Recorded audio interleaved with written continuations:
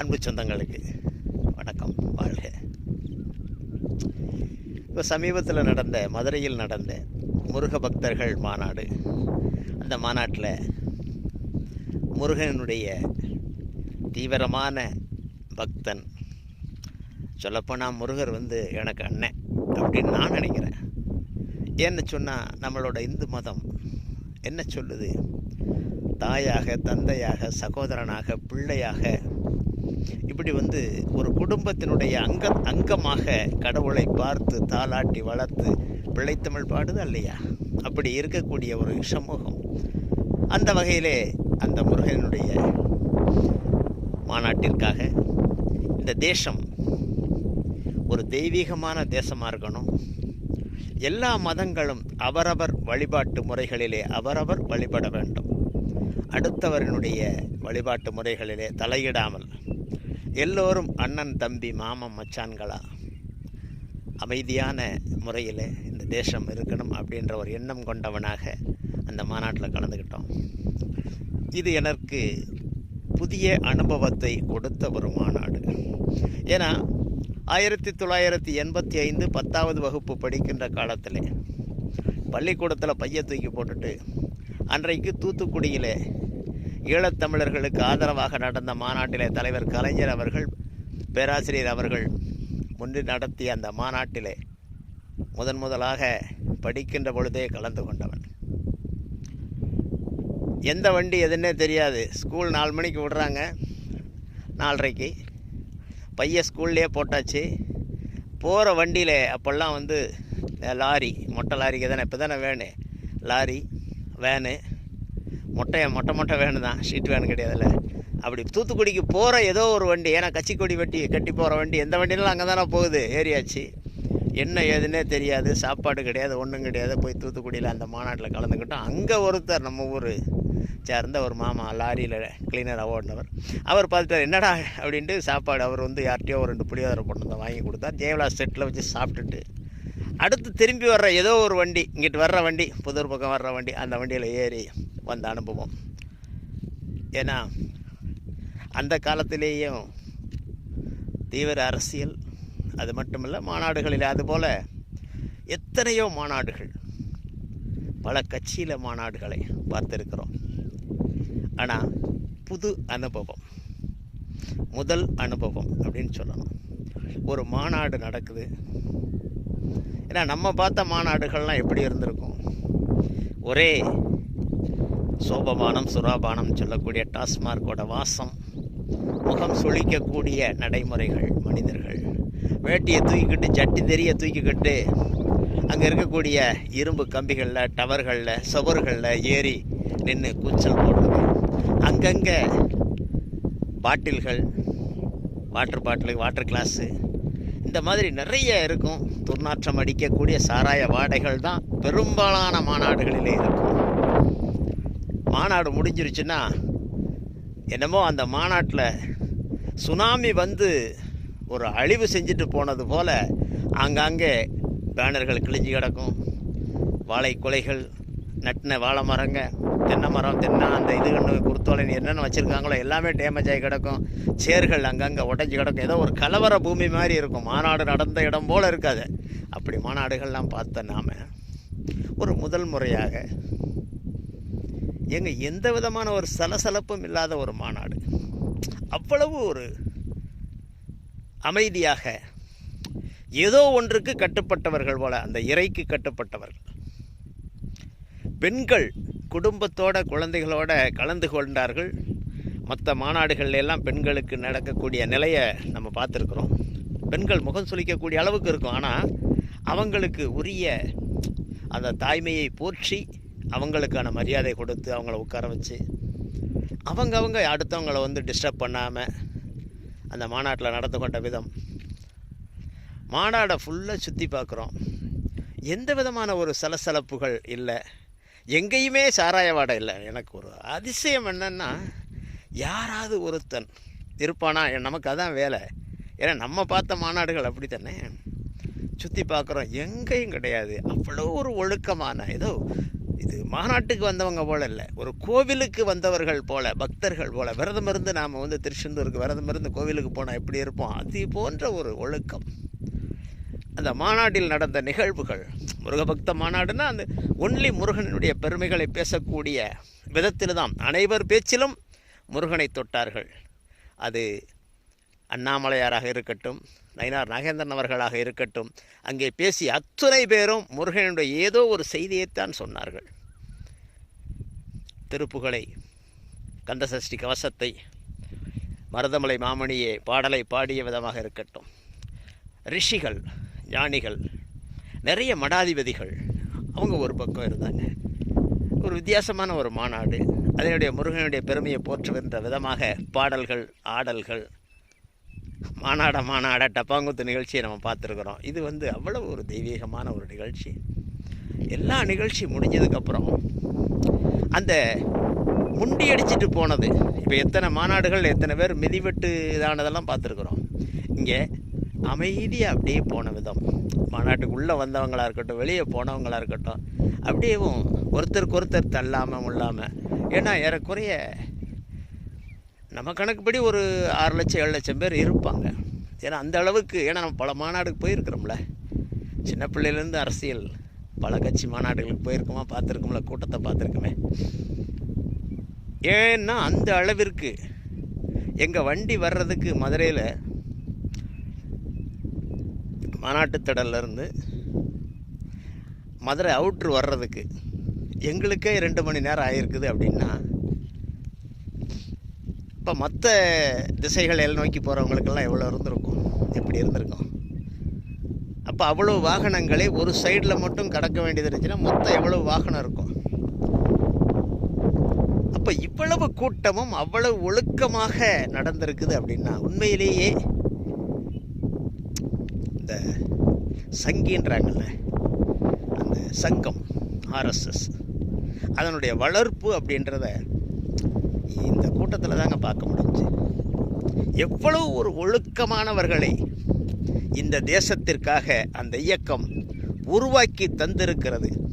அவங்களுக்கு ஒரே நோக்கம் என்னங்க, எங்கள் ஆர்எஸ்எஸ்காரனுக்கு என்னங்க இந்த நாட்டில் அவங்களுக்கு நோக்கம் என்னங்க இருக்குது? நிறைய பேரை பாருங்களேன், கல்யாணம் ஆகாமல், குடும்பம் இல்லாமல், தேசத்துக்காகவே தன்னை ஒப்படைத்து கொண்டவர்கள், தியாகிகள், எவ்வளவு தியாகிகள் இருக்கான்னு பாருங்களேன். அவங்களுக்கு என்னங்க தேவை? இந்த நாடு ஒற்றுமையாக இருக்கணும், நல்லா இருக்கணும், உலகின் குருவாக இந்த நாடு இருக்கணும், தேசத்தை நேசிக்கக்கூடிய ஒரே ஒரு சமூகம் அது ஆர்எஸ்எஸ் சமூகம் மட்டும்தானங்க. எத்தனை வேணாலும் வெளியில் பேசலாம், யார் வேணாலும் பேசலாம். மற்ற எல்லா இயக்கங்களினுக்கும் ஒரு நோக்கம் இருக்கும்.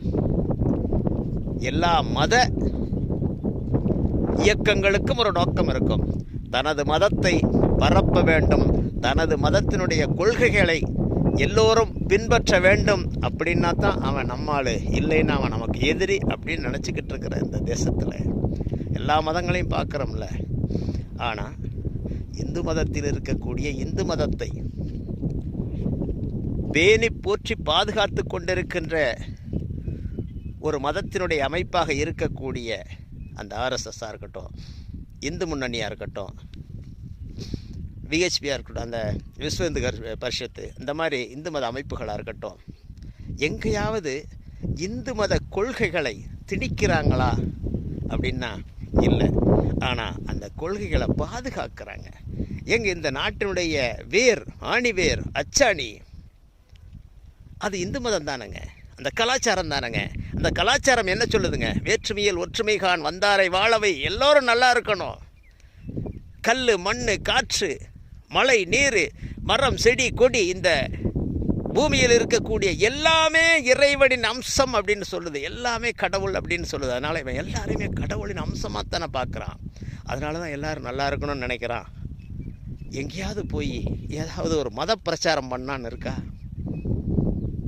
மாற்று மதங்களை நீ அப்படி செய்யக்கூடாது, இப்படி செய், மாற்று மதங்களினுடைய கோட்பாடு கொள்கைகளில் தலையிடுறாங்களா? கிடையாது. இவங்க இந்த மண்ணினுடைய கலாச்சாரத்தை, பண்பாட்டை, இந்த தர்மத்தை, பாரத தர்மத்தை பாதுகாக்கணும் அப்படின்றதுக்காகவே தன்னை ஒப்படைச்சு கொண்ட அந்த மாபெரும் அந்த ஆர்எஸ்எஸ்காரங்க எவ்வளவு ஒழுக்கமாக வளர்க்கப்பட்டிருக்கிறார்கள். எங்கள் கூட்டம் முடிஞ்ச உடனே காலி சேரை கையில் கிடச்சதை வீட்டுக்கு எட்டு போகிற ஆளை தானே பார்த்துருப்போம். நம்ம எத்தனை சமீபத்தில் ஒரு தலைவர் கூட சொல்லியிருந்தாரு, இருக்கிற கம்பியெல்லாம் தூக்கிட்டு போயிடுறீங்கயா, நாங்கள் காசு கட்ட வேண்டியிருக்கு அப்படின்னு சொன்னாரா இல்லையா? அது மட்டும் இல்லை, ஏதோ ஒரு மாநாட்டில் கடைசியில் அங்கே நட்டி வச்சிருந்த கரும்பை, அந்த வாழை கொலையை, இளநியை எல்லாத்தையும் தூக்கிட்டு போனதெல்லாம் பார்த்தோம்ல, அடித்தடிகளெல்லாம் பார்த்தோம்ல. ஆனால் இங்கே கூட்டம் முடிஞ்ச உடனே அந்த சங்கத்தை சேர்ந்தவங்க உட்கார்ந்துருந்த எல்லாருமே சேறுகளை அடுக்கி ஒதுக்கி வச்சு இருக்கிற அந்த பேப்பரு பாட்டிலு ஏதாவது அங்கங்கே கிடந்துச்சுன்னா அதெல்லாம் எடுத்து குப்பையில் போட்டுட்டு அந்த தான் இருந்த இடத்தை அவ்வளோ அழகாக சுத்தம் பண்ணி கொடுத்துட்டு போனாங்களையா. மாநாடு முடிஞ்ச போது நான் பார்த்தா, இங்கே தான் மாநாடு நடந்துச்சா, மாநாடு முடிஞ்சிருச்சா, இல்லை இனிமேல் தான் ஆரம்பிக்க போகுதா? மாநாடு ஆரம்பிக்கிறதுக்கு முன்னாடி இடம் எப்படி இருந்துச்சோ அதுபோல் மாநாடு முடிஞ்சவொன்னு அந்த இடத்த மாற்றிட்டாங்களே.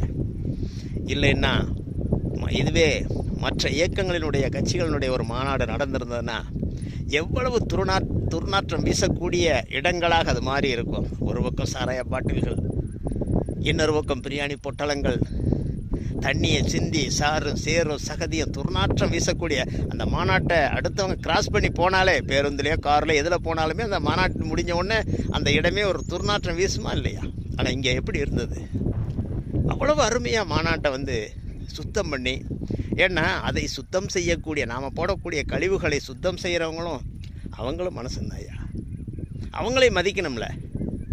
நீ என்னமோ கண்ட கழுதையே போட்டுடுற, அது அவங்களும் அவங்க கையால் சுத்தம் பண்ணி எடுத்து க்ளீன் பண்ணுறாங்களா இல்லையா? அந்த வேலையை, அந்த தூய்மைப்படியை, அந்த தூய்மைப்படியாளர்களையும் கடவுளாக நினைத்து அவங்க செய்யக்கூடிய அந்த பணியையும் இந்த சங்கிகள் அப்படின்னு சொல்லி உங்கள் பாஷையில் சொல்கிறீங்களா, அந்த சங்கிகள் செஞ்சாங்கன்னா இவங்க போற்றுதலுக்குரியவங்களா இல்லையா? கொஞ்சம் சிந்திச்சு பார்க்கணும். நாம் இந்த தேசத்தில் இருக்கக்கூடிய எல்லோருமே சிந்திச்சு பார்க்கணும், நமக்கு யார் வேணும் அப்படின்னு. ஏங்க, சாராயம் காய்ச்சிறவன், கொலை பண்ணுறவன், கொள்ளையடிக்கிறவன், கட்ட பஞ்சாயத்து பண்ணுறவன், அடுத்தவங்களை ஏமாற்றி பிழைக்கிறவன், பிக் பாயிண்ட் அடிக்கிறவன், முடிச்ச விக்கி முள்ள மாதிரி அவன் அரசியலுக்கு எம்எல்ஏ ஆகி மந்திரி ஆனான்னு வச்சுக்கிடுங்களேன், அவன் புனிதனாயிருவானா? பாவ மன்னிப்பு கிடச்சி புனிதனாயிருவானா? வந்த உடனே அவனோட தொழிலை விரிவுபடுத்துவான், உள்ளூரில் செஞ்சதை உலக அளவில் செய்ய வருமா? ஏங்க, அதானங்க அவனுக்கு தெரியும். இப்போ நாம் யாரை தேர்ந்தெடுக்கணும் அப்படின்றத இந்த மக்கள் முடிவு பண்ணணுமே.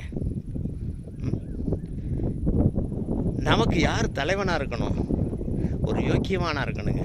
அந்த யோக்கியவான் நேற்று வரைக்கும் அயோக்கியனாக இருந்த ஒருத்தன் இன்னைக்கு யோக்கியனா எப்படி மாறுவான்? ஆனால் இன்றைக்கு வரைக்கும் யோக்கியனாக இருக்கிறவன் நாளைக்கு நிச்சயமாக அயோக்கியனாக மாற மாட்டானுங்க.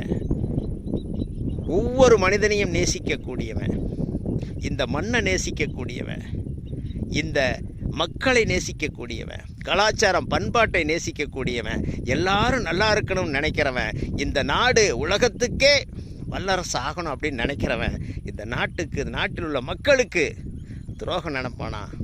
நினைக்க மாட்டானாங்க. அவன் ஆர்எஸ்எஸ் காரனாக இருந்தா என்னங்க, இந்து முன்னணி காரனாக இருந்தா என்னங்க, பிஜேபி காரனாக இருந்தா என்னங்க, அவன் தானங்க இந்த நாட்டுக்கு வேணும். கொஞ்சம் யோசிச்சு பாருங்கள். நம்ம அரசியல் தாண்டி இதை பேசுகிறோம், அதுக்காக மற்ற கட்சிக்காரர்களை நம்ம குறை சொல்லலை, சிந்திக்க வேண்டியது இருக்குல்ல. எல்லாருமே படிச்சிருக்கிறான், படித்தவன் எல்லாமே யோக்கியனாக இருக்கிறாங்களா? படித்தவங்க எல்லாமே தப்பு பண்ணலையா? நிறைய பள்ளி ஆசிரியர்களை நம்ம பார்த்தோம், இப்போ செய்திகளில் பார்க்குறோமே, நிறைய பல்கலைக்கழகங்கள், பள்ளிக்கூடங்கள் எவ்வளோ தவறுகள் நடக்கிறத பார்க்குறோமே. ஆசிரியர்களே அவங்களாம் படித்தவங்க தானே. ஆனால் அதுக்காக இவர் படித்தவர், அதனால் இவருக்கு ஓட்டு போடுங்க அப்படின்னா, படித்தவன் இன்னைக்கு வரைக்கும் எப்படி இருக்கிறான் அப்படின்றதையும் பார்க்கணுமேங்க. அதுக்கு தானேங்க ஒரு பொண்ணு பார்க்க போனால் கூட, கல்யாணம் முடிக்க போனால் கூட மாப்பிள்ளையினுடைய அம்மா அப்பா குடும்ப பாரம்பரியத்தெல்லாம் பார்ப்போமா இல்லையா? எதுக்கு? காலமெல்லாம் வாழணும், அவங்களோட சம்மந்தம் வச்சுக்கிறணும், நல்ல ஒரு கௌரவமான குடும்பமாக இருக்கணும், மற்றவங்கள மதிக்கணும் அப்படின்னு நினைக்கிறோம்லங்க. அப்போ நமக்கு தலைவனாக இருக்கக்கூடியவன், இந்த நாட்டை வழிநடத்தக்கூடியவன், இந்த நாட்டு மக்களை நேசிக்கக்கூடியவனாக இருக்கணுமேங்க. நாட்டினுடைய வேர்களான இந்த நாட்டினுடைய தொழில்களை முன்னெடுத்து சென்று உலகளவுக்கு இந்த நாடை உயர்த்தணும் அப்படின்ற எண்ணம் உள்ளவனாகத்தாங்க இருக்கணும்.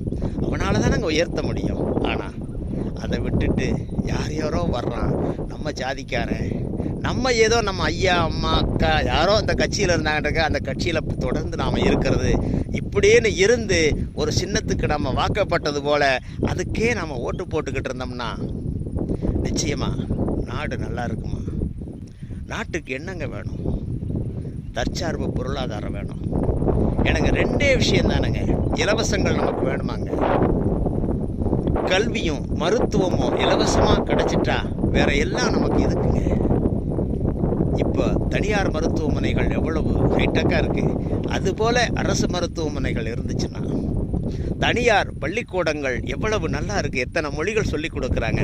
அதுபோல் நம்ம அரசு பள்ளிக்கூடங்கள் இருந்துச்சுன்னா உங்கள் வீட்டு பிள்ளை, என் வீட்டு பிள்ளை, எல்லா பிள்ளைகளும் நல்லா படிக்கும். உங்களுக்கு எனக்கு எல்லாருக்கும் நல்ல மருத்துவம் கிடைக்கும். இப்படி கிடைச்சிருச்சுன்னா இதை விட வேறு என்னங்க வேணும்? பிரச்சனை இல்லாத ஒரு வாழ்க்கை, எல்லாமே நமக்கு அரசாங்கத்திலேருந்து கிடைக்கக்கூடிய ஒரு நல்ல கல்வி, நல்ல மருத்துவம், நல்ல குடிதண்ணீர், இதுதானங்க ஒரு அரசு நமக்கு செய்யணும். அதை விட்டுட்டு சாராயமாங்க வேணும். இன்றைக்கி எத்தனை கிராமங்களில் இள வயது விதவைகளை பார்க்குறோம். எந்த கட்சியாக இருந்தாலும் சரி, நீங்கள் இந்த வீடியோவை பார்க்குற நீங்கள் எந்த கிராமத்தை சேர்ந்தவங்களாலும் சரி, உங்கள் கிராமத்தில், உங்கள் ஊரில், உங்கள் தெருவில் யாராவது ஒரு விதவை நிச்சயமாக இருக்கிறாங்களா இல்லையா? அந்த விதவை அவங்களோட கணவன் குடியால் தானே போயிருக்கிறான். ஒன்று அவன் குடித்து செத்துருப்பான், இல்லை குடித்தவன் ஓட்டிகிட்டு வந்த வண்டியால் அடித்து செத்துருப்பான். ஆனால் குடிக்குத்தானே காரணம். இந்த நாட்டுக்கு அது தேவையாங்க? மது இல்லாத ஒரு மாநிலமாக இருந்தால் எவ்வளவு நல்லா இருக்கும். கொஞ்சம் யோசிச்சு பாருங்களேன். இந்த மாநாடு நமக்கு சொன்னது, முருகப்பெருமானே ஏதோ ஆசீர்வாதம் பண்ணது போல் இருந்துச்சு. முக்கியமாக அந்த மாநாட்டில் தெரிஞ்சுக்கிற வேண்டியது, ஒரு 3 மணிக்கு நாங்கள் மாநாட்டுக்கு போகிறோம். வெயில் ஏற்கனவே இந்த சித்திரை வைகாசி இப்போ போய்கிட்டு இருக்கிற வெயில் உங்களுக்கு தெரியும், கோடை வெயில் எப்படி இருந்துச்சுன்னு. அன்னைக்கு காலையிலலாம் வெயில் பயங்கரமாக இருந்துச்சு. ஆனால் 3 மணிக்கு மக்கள் கூட ஆரம்பிக்க அப்படியே சூரியன் கொஞ்சம் கொஞ்சமாக மேகத்தால் மறைக்கப்பட்டு சூரியன் அன்னைக்கு மதுரையில் மறைஞ்சிருச்சுங்க. அது மட்டும் இல்லை, அப்படியே மேகங்கள் சூழ்ந்து அவ்வளோ வெயில் இருந்தது அப்படியே குளுமையாகி அப்படியே சின்ன சின்ன மழை துளிகள் அந்த மைதானம் முழுவதும் குளுமைக்கு வந்துருச்சு. இல்லைன்னா ஏற்கனவே வெயில் தாக்கம், மனிதர்களுடைய வெக்கை அப்படின்னு நிறைய நபர்கள் மயக்கம் போட்டு விழுகக்கூடிய சூழல் இருந்திருக்கும். அதை அந்த முருகனே, அந்த இறைவனோ, அந்த பிரபஞ்சமே காத்து கொடுத்தது அப்படின்றதாங்க.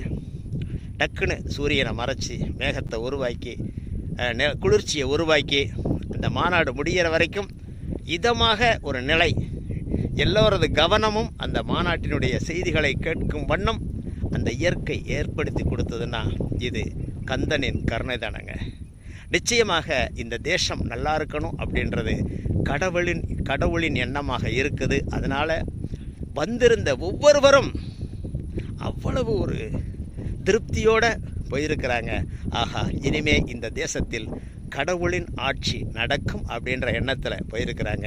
அந்த எண்ணம் எனக்கும் இருக்குது, உங்களுக்கும் இருக்கும். இனிமேலாவது நல்லவங்களை நாம் தேர்ந்தெடுப்போம், மக்களுக்காக உழைக்கக்கூடியவங்களை தேர்ந்தெடுப்போம். மக்கள் அப்படின்றது இந்த தேசத்தின் மக்களை, தன்னோட பொண்டாட்டி புள்ளன்ற அந்த மக்களை இல்லை. நன்றி உறவுகளே, ரொம்ப பேசிட்டேன்னு நினைக்கிறேன். யோசிப்போம், நீங்களும் கொஞ்சம் யோசிச்சு பாருங்கள்.